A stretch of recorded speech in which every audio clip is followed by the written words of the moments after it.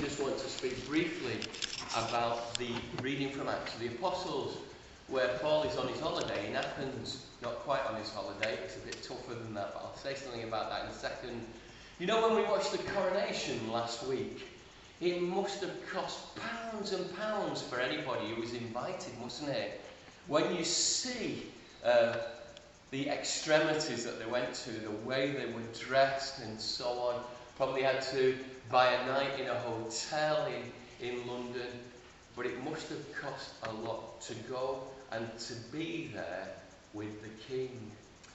And you know, what I want to say to you today is this: Jesus comes to you. One of the first things that Archbishop Justin said when he was made the Archbishop of Canterbury was this: Jesus comes to you where you are. Now that's a lovely thought when you begin to unpack that. What does that really mean? And here, the reason I love this passage from Acts so much, when you read it, Paul is really doing everything from his heart to appeal to the Athenians. And what I mean by that is this: he doesn't mention the Bible, the Old Testament, at all. He doesn't really only talks about one key Christian belief. And in everything else, what he does, he makes the Athenians feel comfortable.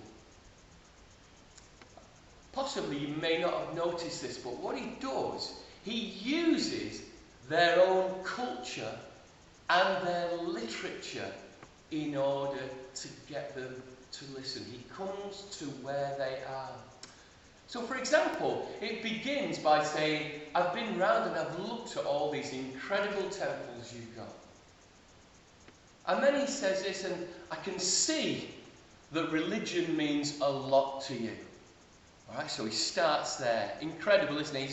He's not come to browbeat them and just say, this is a load of rubbish. What are you up to with all these daft gods? He doesn't say that, does he? He starts and he says, I can see that religion plays a major part for you. And then he begins to say this. He says, you know, while I was looking around, I saw one of your monuments, and on the bottom of it, and don't forget here, Paul is speaking Greek to them.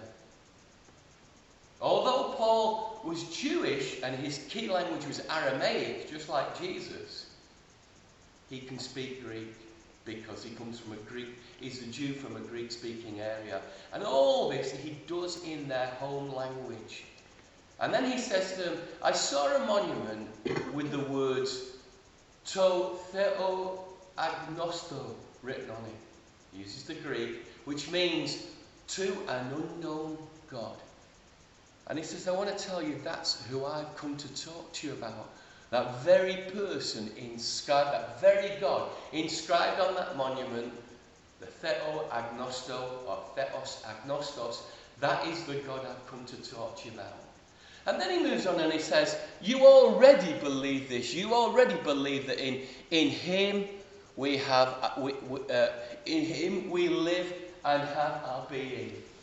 Now when he says that, he's not made that up. He's quoting from a very famous Greek poet called Epimenides. He's brainy, isn't he? He knows his stuff. And then he says, you remember later on, it says, let me just give you the right quote here. He actually says this, he quotes something else. He says, but we too are his offspring. That's from a Greek poet called Aratus. He's coming to where they are in a very, very lovely way. And it's only at the end does he say the time is coming when this God is going to hold the people of the world to account. But you know what? He wants to give us life because he is a God who has the power to raise the dead to life. And there it stops, doesn't it? In fact, it goes on longer when you read Acts chapter 17. But it's all about trying to come alongside the Greeks in a beautiful way. Now, the reason I tell you that is because that's exactly how the Lord wants to work with us. He will always come to where we are. He will always come in on the basis of who we are and what our makeup is. You know, I don't know if you remember this, but you know, in the 50s and 60s, and for some of you, maybe a decade or so beyond that, do you remember when we used to play out? You could play out, couldn't you, in the street? And I don't know if you remember this, but I got in trouble a lot, and I know Patsy did, my wife, because we'd just disappear. We might have only been 4, but you'd disappear. And then you always got that in Salford, your mum would come and stand on the step and shout your name, wouldn't they? Yeah, and shout, Trevor! Very, very loud. And if you were in listening distance, you would respond. I can remember we had a lad in our street called Mark. But when his mum shouted his name, it just sounded like she went, Mark! Mark! And it always reminded me of a dog with a hare lip. Your mum would come out, and imagine this, if she couldn't find you, she came after you, looking for you. And in those days, of course, I can remember my mum finding me sitting in an old bath on a croft in Salford. It was all bomb Salford and thing. And I was sitting in a bath on a croft. A croft is just you have crofts, don't you? A blank, open space. And then another time I can remember my mum and my brother finding me underneath a lorry, quite a long, long way away. Patsy said a man found her in an old factory that had been boarded up, but she'd got inside. But your mum went everywhere, didn't she? Down the back entries, down the ginnels, shouting you and looking for you. And that's exactly what Paul says. Paul says God wants to come alongside you. He wants to be where you are. He comes to you. Some of you remember there's a parable in Luke chapter 24 where Jesus tells the story of a great banquet. And when nobody turns up, the man in charge of the banquet sends out the servants and he says to them, I want you to go everywhere, go into the roads, go into the streets. And there in Greek again it says, go down the ginnels. Go and find them. Just like your man did. Go and find them and bring them in. That's Jesus. That's the way the Lord is with us. It's not a matter of saying, I cannot appear in his presence unless I've got all my best on, unless I go to him in his palace. Jesus comes looking for you. Jesus meets you where you are. Let me just say one final thing. In that story, we haven't got the end.